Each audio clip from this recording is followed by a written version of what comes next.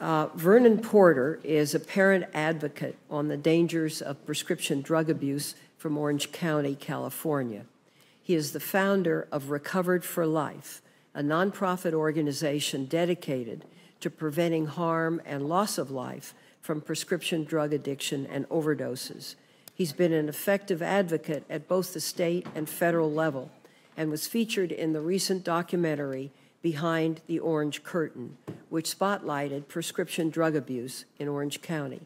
Mr. Porter is also an accomplished musician with 15 years' experience in musical ministries. So I thank you for being here, and we look forward to your comments. Yes, ma'am. Thank you for inviting us here this afternoon. We appreciate the opportunity to share our story. My name is Vernon Porter. On June 17, 2010, my daughter Vanessa Coriel Porter passed away from an accidental overdose. The drug was Opana. It was just 4 days past her 22nd birthday. Vanessa was a beautiful and vibrant young woman who had a lasting and powerful impact on many lives. Vanessa was Student of the Month so many times in elementary school it was hard to keep up with her awards. She completed high school a semester early with a 3.8 GPA and finished her first semester at Saddleback College with the same high marks. Vanessa was a gifted musician and vocalist as well, studying violin and piano from the age of 8 years old. On the night Vanessa lost her life, I was at a late staff meeting arriving home at midnight. Vanessa was staying with us for 2 weeks waiting for her new place to become available.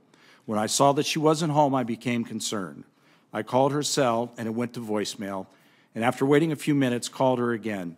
I repeated this for an hour, and at 1 a.m., her phone was shut off. I called all night, and the next day, this was not like my daughter. Around 3:30 the next afternoon, I received a call from one of Vanessa's friends screaming into my phone saying, "Say it's not true, tell me she's not dead." There are no words to explain the emotions that overwhelm you after receiving a call like that. I immediately called the coroner and was told, "This can't be your daughter. She's from the city of Lake Forest. We live in Laguna Niguel." My hopes were raised. I asked for her middle name. It's Coriel, and I knew it was my daughter. We found out through our own efforts that Vanessa was picked up at her work by 2 young ladies that she had not known for very long. They went to a man's apartment named Joe Black. Mr. Black was on probation for doctor shopping and prescription drug sales. Mr. Black provided alcohol and the drug Opana. If you're not familiar with the drug, Dr. Caucus, head of the emergency department at the Eisenhower Medical Center, stated, "It's like taking an atom bomb to a knife fight." Dr. Caucus and many other doctors don't believe it should be in the marketplace. It was banned in this country for a decade. If you remove the time-release coating and consume it with alcohol, it is almost always fatal. The 2 young women left Vanessa unconscious at Mr. Black's, and he called one of them at midnight and said that Vanessa was having a hard time breathing. The young lady told him to call 911. It was Mr. Black who shut off Vanessa's cell phone at 1 a.m. Because of Mr. Black's legal situation and fearing for his future, he did nothing. Vanessa passed at 4 a.m. on June 17th. Had the call to 911 been placed at midnight, she more than likely would have survived. Mr. Black waited for more than 12 hours to call 911. The coroner's office told us that Mr. Black would more than likely be charged in my daughter's death, but to our amazement was not.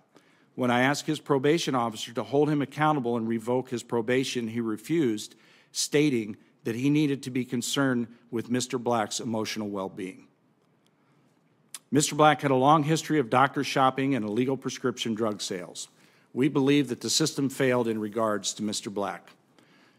Doctor shopping is such a huge problem in Orange County that a few days ago, before my wife and I left Orange County to come out here, an attorney friend of mine shared with me that he was representing a young woman who had 140 prescriptions for pain meds. Since Vanessa passed, we have been fighting for the Good Samaritan law in California. In the states that have this law, the statistics bear out that it saves lives and does not increase risky behavior. And I would like to publicly thank Director Kerlikowski for his help in connecting with me with folks who have turned the corner on this in California. The Sheriff's Association has removed their opposition to this bill. We are very hopeful to get it signed into law very soon. The damage done to families after such a meaningless and tragic loss of a loved one are far-reaching. I come in contact with so many whose lives are changed forever. High divorce rates for parents who have lost a child, grandparents and siblings in therapy trying to find a new set of coping skills. Some never recover and stay disconnected for the rest of their lives. A friend of mine who is a grief care specialist told me within days of losing Vanessa that it would be 2 to 5 years before I started to come out of my grief. He was absolutely correct. Trying to force your lungs to breathe in the first year is an accomplishment in and of itself.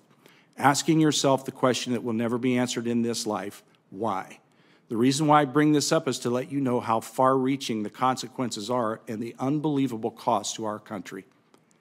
With a prescription drug overdose occurring every 19 minutes in this country, how long will it be before it touches your family? With the destruction of our families, how long can we survive as a nation? This is not hyperbole. We have a major epidemic. We believe that an easy-to-implement plan of educating pharmacists on non-conforming prescription drug sales is an effective way to slow and pinch the supply chain.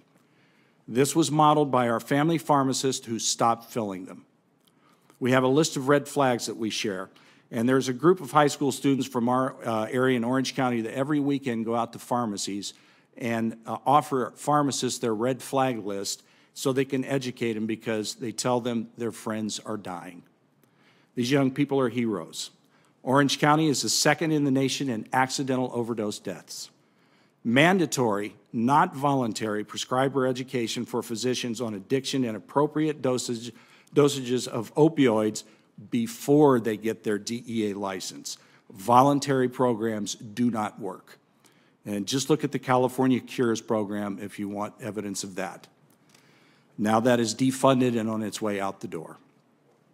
The National Association of Pharmacy Boards PMP Interconnect program has a 7.5-second average time for consolidated multi-state PMP reports, which is an amazing program, but if it's not used, it's not very effective, obviously. The Hal Rogers Drug Monitoring Program, the reclassification of hydrocodone, many of the things that have been talked about here this afternoon we fully agree with, but once again, if they're not implemented, it does no good. Big pharma lobbying is out of control.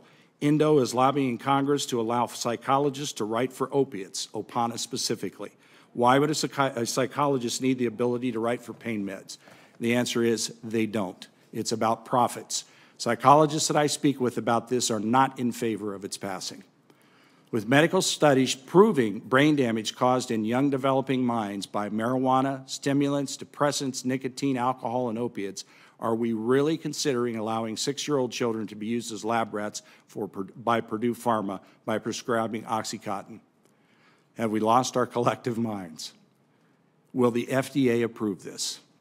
This is a huge problem with many layers, but we must implement changes sooner than later. In the 2 years since Vanessa has passed, 72,000 people have died from an accidental overdose. Many of the laws that will be implemented are years away. How many more will die needlessly? How many more shattered families? If someone dropped a bomb on a city of 36,000 Americans a year, how quickly would we respond then? As citizens, we need to ask our medical profession to remember their Hippocratic oath. If your doctor informed you that he or she was prescribing synthetic heroin for your pain and you could become addicted, would you still allow them to prescribe it? Vanessa's short life has had a far-reaching impact. With the documentary Behind the Orange Curtain, sharing her story has been a call to action. There's a faith-based comedy club in Anaheim named for her as a testament to her great sense of humor. At the church she attended in San Juan Capistrano, they are starting Vanessa's Fund to help scholarship people who can't afford it into detox and recovery. There are at least 1 million things I would rather be doing with Vanessa today, other than sharing our story with you. That's all right. That is our path. Take your time. Thank you. It is my hope that you who are sworn to protect the citizens of this country don't view our story as just another sad, tragic tale, that you will change the things you have the power to change now and tackle the difficult things with an unwavering commitment. There are thousands of families just like ours, and we want to help stop the phone call that no one wants to answer. Thank you. Thank you, Mr. Porter. That's ringing testimony and very much appreciated. Thank you. And please accept our deep condolence. Thank you. And we will try to respond, so thank you. Thank you. We appreciate that.